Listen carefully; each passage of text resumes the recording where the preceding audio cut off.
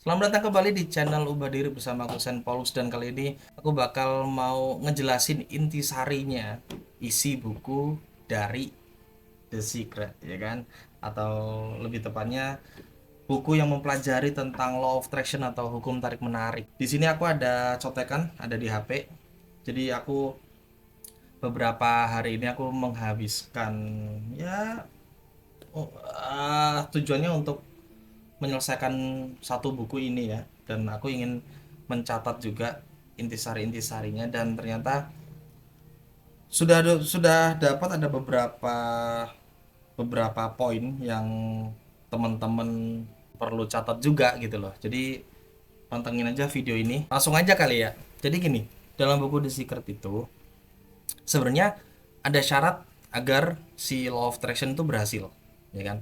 Dan syaratnya itu cuma dua. Kalau dalam buku The Secret, dalam buku The Secret ini, itu syarat agar berhasil manifestasinya itu cuma dua. Yang pertama, kita itu harus melepaskan masalah masa lalu. Aku ulangin, melepaskan masalah masa lalu.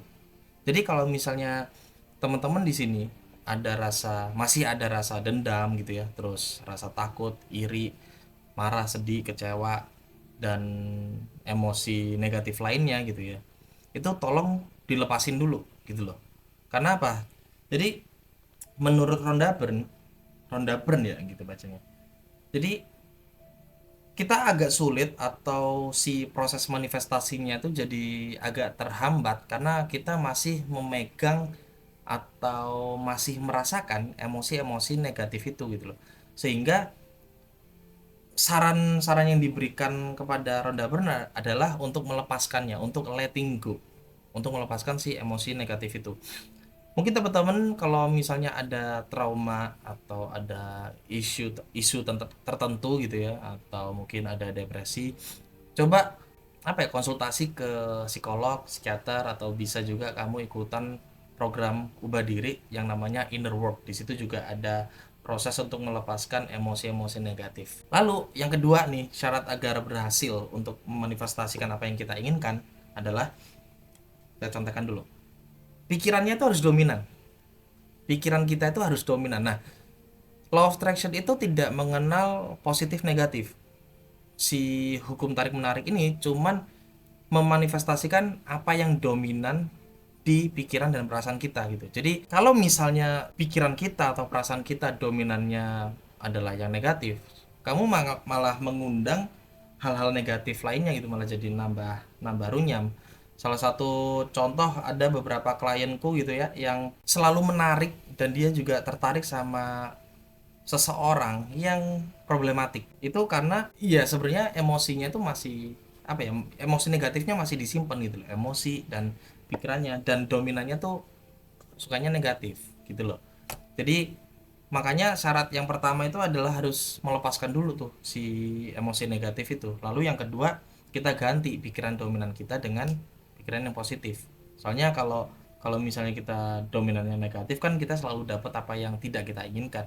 So itu dikeluarin dulu, dilepasin dulu si yang emosi atau pikiran negatifnya, terus kita ganti hal-hal atau pikiran-pikiran atau perasaan-perasaan yang positif, didominasikan. Jadi kayak selalu memikirkan yang baik-baik lah ya. Jadi kalau pikiran dominan tuh intinya adalah mempertahankan gambaran, visi, atau cita-cita di dalam benak kita. Itu syaratnya ya, dalam dalam buku The Secret itu syaratnya adalah dua itu ya, melepaskan emosi negatif, masalah masa lalu, sama pikiran kita dominan positif. Oke. Poin yang kedua yang aku tangkap dari buku The Secret adalah, ini adalah hal-hal yang tidak boleh kita lakukan. Yang pertama adalah berpikir dan merasa negatif. Udah aku jelasin ya. Jadi kalau misalnya kita mau berpikir dan merasakan perasaan negatif, dan apalagi itu dominan gitu ya, kita malah menarik apa yang kita tidak inginkan. So please lepasin dulu ya kan emosi-emosi negatifnya, bisa ke psikolog, psikiater, atau ikutan program inner work dari ubah diri gitu. Lalu yang kedua, mengatakan kalimat atau kata-kata penolakan, misalnya tidak, jangan, dan dilarang. Itu simple banget ya, teman-teman pasti tahu ya, ketika aku bilang kayak jangan memikirkan kelinci terbang, jadi otak kamu itu malah memikirkan si kelinci terbang itu, karena otak kita itu tidak mengenal kalimat kata-kata tidak, jangan, dilarang, atau lebih tepatnya otak kita itu tidak mengenal kata-kata penolakan. Makanya kalau misalnya kita lihat realita gitu ya, dilarang buang sampah tapi di sana banyak banget yang buang sampah gitu loh. Lalu poin yang ketiga ada perasaan ragu. Jadi teman-teman, kalau misalnya kita mau mempraktekkan law of attraction atau hukum tarik menarik, kita itu nggak boleh ragu. Jadi kita itu harus yakin, kita harus percaya, dan kita itu harus tahu bahwa apa yang kita inginkan, apa yang kita cita-citakan, apa yang kita impikan, itu beneran sudah kita terima gitu. Jadi kalau misalnya ketika melakukan proses manifestasi yang ada di buku The Secret, terus kita ada rasa ragu, jadinya kayak nggak ngefek, karena rasa ragu itu kayak rasa penolakan itu tadi gitu loh. Jadi kalau misalnya kita menolak, kita mendapatkan apa yang kita tolak itu sebenarnya gitu loh. Jadi kita harus percaya, kita harus yakin kalau misalnya dalam buku The Secret itu kita punya iman yang teguh gitu ya. Kayaknya kalau misalnya untuk orang Indonesia soal iman itu sudah mengerti ya iman yang teguh itu gimana. Jadi kayak kita itu ya yakin dan percaya bahwa Allah itu pasti mengabulkan apa yang kita inginkan, Allah, Tuhan, atau semesta gitu ya. Poin keempat nih, mencari tahu cara atau how-nya. Jadi kalau misalnya dalam law of attraction atau hukum tarik menarik, cara itu bukan ranah kita sebenarnya. Cara itu adalah ranahnya si semesta, atau kita biasa sebutnya mungkin Allah, Tuhan, atau Sang Maha Besar, atau whatever you call it gitu ya, senyaman kamu aja.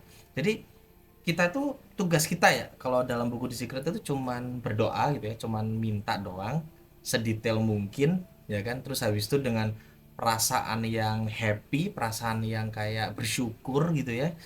Terus soal caranya itu kita nggak mikirin, karena ketika kita meminta, ketika kita berdoa, nanti Allah, Tuhan, atau semesta itu bakal berkonspirasi lah ya. Jadi kayak kita akan bertemu dengan seseorang, situasi, atau peristiwa yang akan mengarahkan ke yang kita inginkan gitu loh.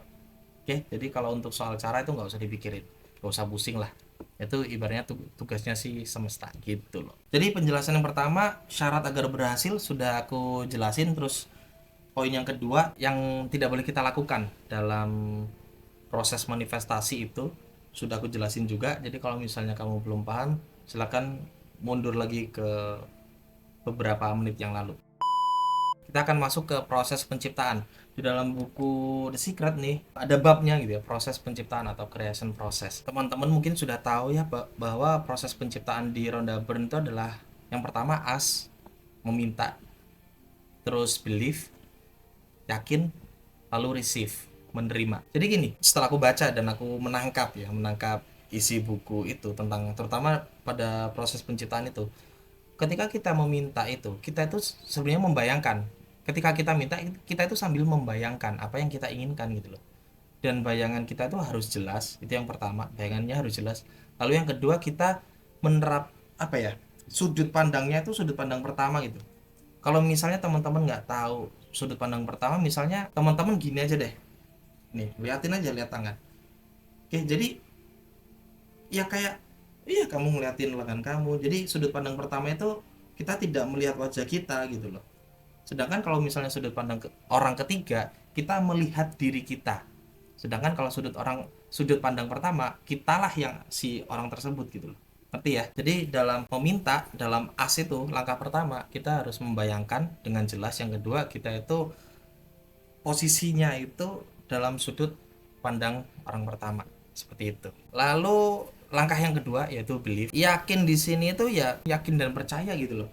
Tapi kita sambil merasakan yang sudah kita bayangkan itu, yang apa yang kita inginkan, kita sambil merasakan.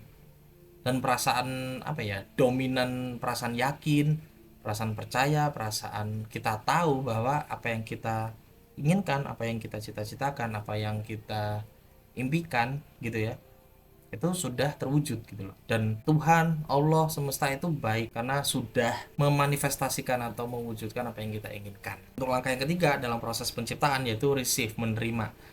Menerima ini simpelnya kalau aku nangkapnya, kita tuh ketika sudah membayangkan dengan jelas gitu ya, terus kita merasakan yakin, rasa yakin, rasa percaya, dan rasa rasa tahu bahwa apa yang kita inginkan itu bakal terwujud, yaitu merasakan perasaan yang baik, perasaan bahagia, perasaan kayak kalau orang Islam tuh kayak alhamdulillah gitu loh, kayak ya bayangin aja deh, misalnya aku pengen apa nih, ya pengen inilah, ya kan, pengen vape gitu, aku ngebayangin gitu, aku pengen vape nih, terus aku juga ngerasain nge-vape-nya, oh rasa liquidnya kayak gimana gitu kan, terus habis itu dari genggaman tangannya kayak gimana, oh dingin, terus ya teksturnya juga kamu rasain gitu kan, terus kamu juga barengan ya antara kamu ngebayangin sama si yakin tuh, kamu juga rasain yes, aku yakin dan percaya ini udah pasti aku dapetin gitu loh, kayak gitu. Nah terus receive, kayak kamu emang kayak ngebayangin aja ketika ini sudah ada gitu ya, ketika kamu sudah nerima kan, kamu ada perasaan lega gitu loh, perasaan bahagia, perasaan yang baik, perasaan senang.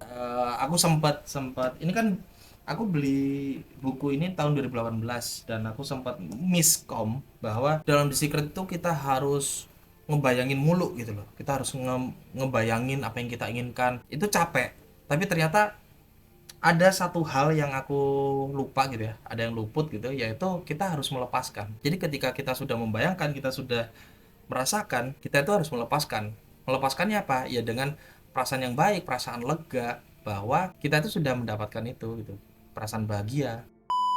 Dan ada yang menarik juga di buku The Secret, yaitu proses penuh daya. Coba teman-teman di sini kalau misalnya punya bukunya, ada yang namanya proses penuh daya. Tapi aku lebih suka kalau di catatanku ini aku kasih proses implementasi, ya kan? Proses apa yang harus dilakukan, ya proses-proses untuk membantu atau untuk ngebus si proses penciptaan itu tadi. Yang pertama itu adalah rasa syukur, men. Jadi kita kayak ya merasakan syukur gitu loh. Kita mensyukuri apa yang kita punya sekarang, kita mensyukuri apa yang pernah kita punya gitu kan. Terus kita juga bisa bersyukur apa yang kita cita-citakan gitu. Loh bang, gimana caranya kalau misalnya kita bersyukur dengan apa yang kita cita-citakan? Ketika kamu ngebayangin itu, ketika kamu lagi di proses penciptaan itu, di as belief-nya, ya kan? Nah, kan rasa syukurnya itu sebenarnya receive tuh masuknya. Jadi ketika rasa si tahap ketiga tuh receive, menerima, kita tuh kan otomatis bersyukur gitu ketika ngebayangin, wah alhamdulillah ternyata aku sudah dapat nih apa yang aku inginkan gitu. Tadi kalau misalnya contohnya vape gitu ya, alhamdulillah akhirnya aku bisa punya vape yang aku pengen gitu. Kita ngebayangin, jadi kita di bayangan kita itu seolah-olah apa yang kita inginkan kan sudah kita dapetin, terus kita bersyukur atas cita-cita kita gitu. Kalau dalam dunia fisika kan, apalagi soal relativitas gitu ya, Einstein gitu kalau nggak salah kan bilang bahwa waktu dan ruang itu cuman ilusi. Jadi ruang dan waktu itu cuman hanya di bumi doang. Allah, Tuhan semesta itu nggak kenal ruang dan waktu gitu loh. Jadi ketika kamu ngebayangin dan kamu merasakan apa yang kamu inginkan tuh sudah hadir, sudah terwujud gitu, terus kamu juga bersyukur gitu, itu sebenarnya sudah dicetak di semesta situ gitu loh. Kalau kata Rhonda Byrne ya, gini deh, kalau cara gampangnya tuh si Rhonda Byrne tuh bilang kayak kita pesan kopi gitu ya, aku pengen kopi americano, pesan ya kan, set habis itu ya udah, letting go, kita serahin aja ke pelayan, ke barista, tapi kita juga ada rasa yakin bahwa oh iya americano itu dibuat, dibikin buat aku dan pasti aku dapat americano itu, ngerti nggak? Jadi kayak santai aja sambil bersyukur gitu loh, ketika udah dapat beneran atau di bayangan kita sudah dapat, kita bersyukur gitulah pokoknya ya. Kalau misalnya kurang paham bisa komen di bawah atau mundur dulu, dimundurin dulu, oke? Ini cukup panjang ya anyway. Proses implementasi yang kedua adalah visualisasi. Jujur aja ketika teknik visualisasi aku belajarnya itu lama banget karena aku nggak bisa, atau mungkin karena nggak nyambung kali ya cara visualisasi itu gimana gitu. Tapi ternyata lagi-lagi aku miskom bahwa di buku The Secret itu sebenarnya udah ngajarin yang paling gampang untuk melakukan visualisasi. Jadi katanya siapa ya, Dokter Demartini mungkin kalau nggak salah, lupa. Jadi visualisasi itu simple aja, kayak kita menciptakan dengan banyak gerakan. Ketika kita melakukan visualisasi, di gambaran kita itu kita lagi gerak. Oke, kita melakukan sesuatu. Jangan yang gambar statis. Kalau misalnya gambar statis itu agak sulit. Bang, maksudnya gimana, Bang? Oke, sekarang gini deh. Coba dengarkan baik-baik ya. Sekarang kamu liatin tangan kamu kayak gini gitu. Oke, terus habis itu kamu merem. Ikuti suara saya. Kamu merem, terus kamu jalan ke dapur. Dapurnya tuh putih, bersih. Kamu jalan ke situ, terus kamu buka rak ke atas. Rak atas itu kamu buka, terus kamu ambil satu gelas putih, terus kamu pegang gagangnya, kamu perhatiin gelasnya ada motif garis lurus di bawah, tengah, dan atasnya, ya kan? Terus kamu menuju ke kulkas, kamu buka kulkasnya, terus kamu ambil air mineral yang ada di bawah pintu kulkas, kamu ambil botol air mineral itu, kamu buka tutupnya, kamu tuangkan airnya itu ke dalam gelas, lalu kamu minum, dan kamu merasakan segernya air itu masuk ke tenggorokan kamu, terus sampai kerasa di dada, lalu nyampe ke lambung. Udah, sekarang buka mata. Nah gitu. Jadi kayak visualisasi yang katanya di buku The Secret ini, kita harus geraknya kayak gitu. Harus harus ada pergerakan, jadi jangan statis. Oke? Seperti itu. Kalau aku pribadi, karena aku punya gini, eh aku punya sih vision board itu, ya kan? Itu tulisannya aku pengen jadi mentor dan trainer positive impact. Oke, jadi aku ngebayangin aku ada di atas panggung itu, terus aku lagi ngobrol sama peserta di situ gitu kan, dan peserta itu seru banget ya kan, ketawa hahi, terus habis itu tanya jawab kita seru, terus habis itu penonton itu, aku ngeliat penonton itu kayak sangat mengerti dengan penjelasan aku ya kan, terus ketika pulang acara selesai mereka tepuk tangan. Oke, tepuk tangan, lalu ada beberapa orang yang pengen kenalan sama aku, jabat tangan, terus terima kasih karena pelatihannya si Sen Pollux, pelatihan ubah diri ini itu jadi lebih membuat hidupnya itu jadi lebih enak, jadi lebih baik. Terus aku juga ngerasain bersyukur, aku bersyukur sama Allah karena acaranya lancar itu. Jadi kayak ada gerakan dalam visualisasi tersebut gitu. Jadi coba kamu cari tahu apa yang kamu inginkan, terus habis itu kamu visualisasi deh, kamu visualisasi dengan gerakan gitu loh. Jangan gambar yang statis, agak sulit emang. Yang ketiga nih, proses implementasi yang ketiga adalah tindakan, ya kan? Jadi kalau misalnya di buku The Secret itu dia bilang gini, kita melakukan tindakan itu bukan tindakan yang ngasal. Yang pertama itu tindakan yang selaras dengan apa yang kita inginkan. Dan biasanya itu muncul intuisi, ya kan, muncul yang namanya apa nih, catatan naluri atau inspirasi. Jadi kalau misalnya kita ada intuisi untuk melakukan sesuatu atau ada inspirasi untuk melakukan sesuatu, itu lakuin, karena itu bisa jadi tindakan kita yang menurut intuisi itu selaras dengan apa yang kita inginkan, seperti itu. Simple. Lalu kita masuk ke hacksnya, hack manifestation hack lah ya istilahnya gitu. Jadi yang aku tangkap nih, yang aku catat, yang aku tangkap juga dari buku The Secret adalah ada tiga sih sebenarnya. Yang pertama itu sebisa mungkin kita fokus ke Allah, ke Tuhan atau semesta, sang maha, sang sumber, atau terserah kamu nyebut namanya seperti apa gitu, sebagai pemasok dalam tanda kutip, sebagai pemasok yang memiliki gudang berisi pasokan yang tidak ada batasnya. Sekali lagi, ini cukup cukup gimana ya? Ini kata buku The Secret ya, gitu loh. Fokus ke Allah, ke Tuhan gitu ya, atau ke semesta sebagai pemasok yang memiliki gudang berisi pasokan yang kita inginkan dan itu nggak ada batasnya. Jadi kayak ketika kamu minta itu langsung diberikan, minta langsung diberikan gitu. Dan poin yang kedua itu juga selaras dengan nomor satu, yaitu memandang law of attraction sebagai hukum pasokan. Oke, jadi saat kita membutuhkan itu tadi, pemasok akan memberikannya. Pemasok akan memberikannya. Jadi Ini soal cara pandang juga, soal mindset. Jadi ketika kalau misalnya kita agak sulit gitu ya membayangkan law of attraction atau hukum ketertarikan ini kayak gimana sih, hukum tarik menarik gitu. Kita bayangin aja kayak hukum pasokan aja gitu loh. Jadi saat kita membutuhkan, oke, pemasok akan memberikannya. Kan kalau misalnya kita butuh, kita pasti doa, betul kan? Kita request, kita minta. Ketika kita minta ke si pemasok itu, nah si pemasok akan memberikan itu.